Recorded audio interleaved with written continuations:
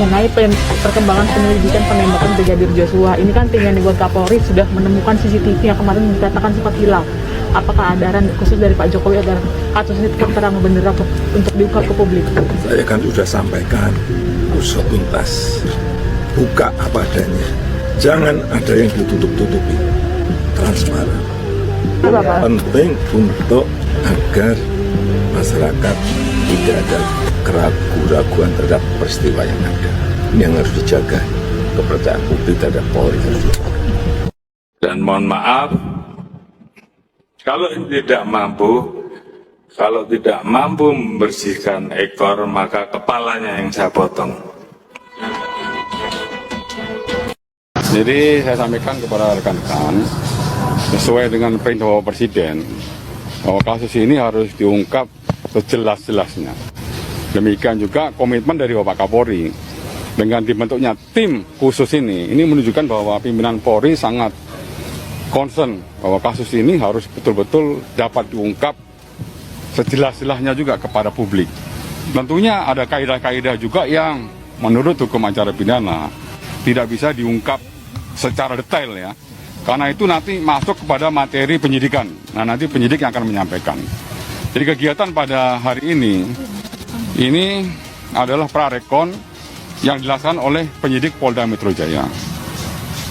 Juga dihadiri oleh dari Inavis, kemudian dari laboratorium forensik, kemudian dari kedokteran forensik. Ini semuanya menunjukkan bahwa sesuai dengan perintah Bapak Kapolri, komitmen kami bahwa proses pembuktian tiap kasus pidana harus dapat dibuktikan secara ilmiah. Karena ya dengan dibuktikan secara ilmiah ini ada dua konsekuensi. Ya, ini oleh tim penyidik nantinya. Konsekuensi pertama adalah konsekuensi secara yuridis. Ya, bukti material formil 184 KUHP ini harus terpenuhi. Yang kedua, karena ini kita proses pembuktiannya harus secara ilmiah, jadi dari sisi keilmuan harus betul-betul clear. Ya, bagaimana keilmuan yang digunakan, metode apa yang akan digunakan, dan peralatan apa yang digunakan, asal agar hasilnya betul-betul ya secara sahih dapat dibuktikan secara saintifik. Ya, ini yang dilakukan tim olah TKP dan juga penyidik pada hari ini. Ya, semuanya akan dibuat secara terang benderang.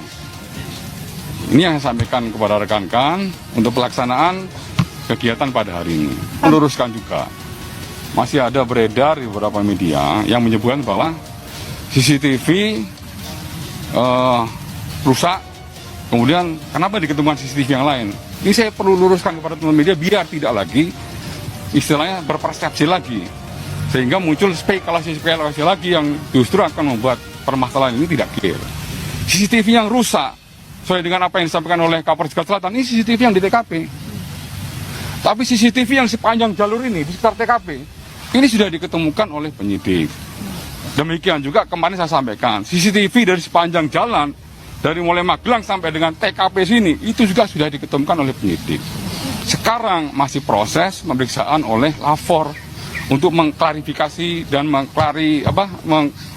mencocokkan untuk kalibrasi untuk mencocokkan waktunya. Karena waktu yang ada di CCTV dengan real time harus sama.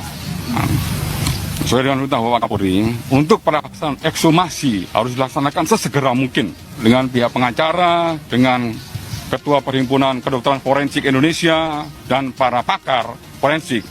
Diputuskan untuk pelaksanaan ekshumasi ya di Jambi akan dilaksanakan pada hari Rabu besok. Jadi tim akan berangkat dari Selasa, Rabu akan kita melaksanakan ekshumasi. Ya, dengan menghadirkan para pihak dan tentunya pihak-pihak yang expert di bidangnya.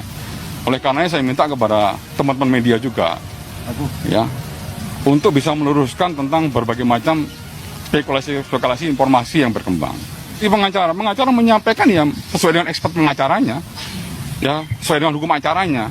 Jangan berspekulasi tentang luka, ya tentang benda ini benda itu. Itu nanti expert yang menjelaskan. Ya, kalau misalnya teman-teman media juga mengutip dari sumber-sumber yang bukan expert, justru permasalahan ini akan semakin lebih keruh. Saya jelaskan tentang prarekon yang tadi malam dan yang hari ini. Prarekon yang tadi malam itu dilaksanakan oleh teman-teman penyidik Polda Metro Jaya dengan membuat asumsi TKP yang hadir semuanya penyidik. Ya, Nah, kemudian apa yang diperoleh tadi malam, hari ini kita cocokkan dengan yang ada di TKP dengan menghadirkan seluruh bantuan teknis. Tadi sudah disebutkan Pak Kadif Humas, ada laboratorium forensik, kedokteran forensik, dan Inavis. Itu. Nah, kemudian perlu juga saya update bahwa kemarin penyidik beserta dengan Perhimpunan Dokter Forensik Indonesia itu sudah melakukan pertemuan dengan pihak keluarga, ya, virtual karena kebetulan pihak keluarga dan kuasa hukum ada di Jambi. Nah, kemudian juga pertemuan itu menghadirkan sejumlah ahli forensik dari beberapa universitas. Nah, kemudian hasil pertemuan tadi beberapa hal disampaikan oleh ahli-ahli forensik dan kemudian sepakat untuk dilakukan ekshumasi di hari Rabu di Jambi. Tadi Pak, terkait dengan autopsi itu, apakah sampai saat ini TNI sudah menerima permintaan itu secara resmi, baik dari pihak keluarga atau dari Polri? Itu aja Pak. Saya belum sampai dengan saat ini, tapi yakinlah saya siap membantu. Kami punya rumah sakit yang cukup bagus. Rumah sakit tingkat A kita ada 3. Nah, kemudian rumah sakit yang lebih di bawah kelasnya juga banyak tersebar.